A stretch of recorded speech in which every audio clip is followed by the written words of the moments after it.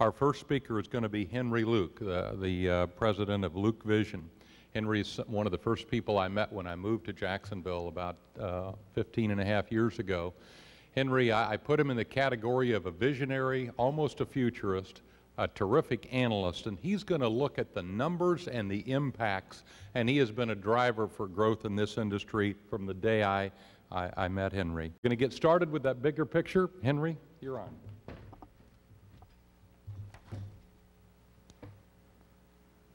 I want to make 5, maybe 6 points with you quickly. You see in this slide here, it may surprise you. This is the personal per capita income of the United States divided into Jacksonville's metropolitan area's personal per capita income. And you see that in 2007, we were at 101.5% of the United States. You see the second line is the U.S., of course, at 100 across.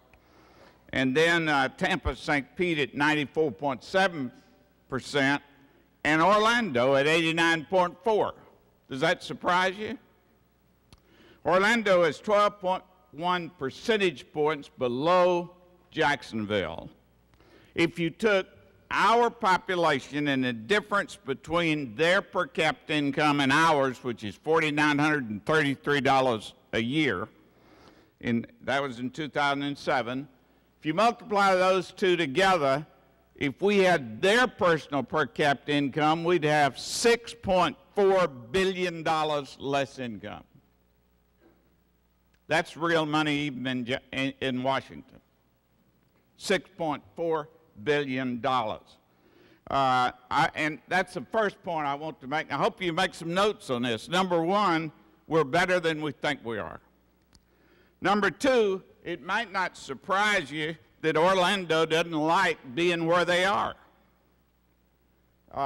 And they are in the process, led by a guy named Joe Lewis, a private sector guy, really from Britain, in investing over $1 billion in a thing called the Orlando Lake Nuna Medical Center. They have a $400 million VA hospital, a $400 million Nemours Clinic, a UCF College of Medicine, and as somebody mentioned, Burnham Institute, they got $300 million in incentives to come there. If you put all that together, it's really closer to $1.5 billion. Why are they doing that? Because they've spent the last 20 or 30 years promoting tourism, which produces what? Low-income jobs. And there's where the gap comes from. So they've been willing to step up to the plate. Now, the situation in Jacksonville, on the other hand, is we've been making these investments for 40 years. Think about all you've heard today, and think about what didn't exist here 40 years ago. We had our wonderful hospitals that have all grown and expanded, but since then, Mayo Clinic, the University of Florida Shands, the medical school, Blue Cross Blue Shield has expanded to this big campus out here and downtown as well. You're going to hear from Medtronics, Vistacon. This has been an entrepreneurial place for 40 years. We have a critical mass here that has produced a direct impact in 2006 of $23.6 billion. And 1 out of every 6 employees in our MSA work in this healthcare and bioscience industry. So point number 3 is, we have, in my judgment, critical impact already. The question we have to answer is, are we going to take advantage of this? One of the things I hear all the time is we don't have any research in Jacksonville. When we did the economic impact study, we found that the numbers showed only 26 million. Well, that was the places where it was headquartered. All of these things up here were hidden. Mayo's 50 million, UNF's 15 million, UF Shands 8 million, and Bob, I hear you're at 12 now, and Nemours 4 million. 77 million, arguably you could add 26 million to that, And that doesn't include what you're going to hear from Medtronics and what Vistacon would tell you and others in research. So we are, number 4, we do have significant research at them, and it's growing. Now let's look at the regional research part of it. The University of Florida not only has a great football team, they have a great research place. And they actually rank 16th among all universities in the United States in total research.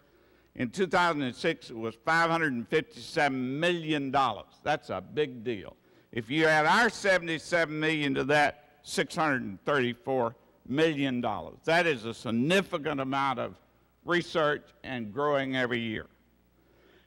On the other hand, if we compare that to the I-4 technology corridor, and I know we don't have it all up there. Did I get to the there? The USF, $285 million, UCF, $108 million, $393 million. Now, it might not surprise you that Orlando counts the University of Florida in their numbers. We aren't in competition with Orlando. I want Orlando to do good because that means Florida's going to do good. We need to do good.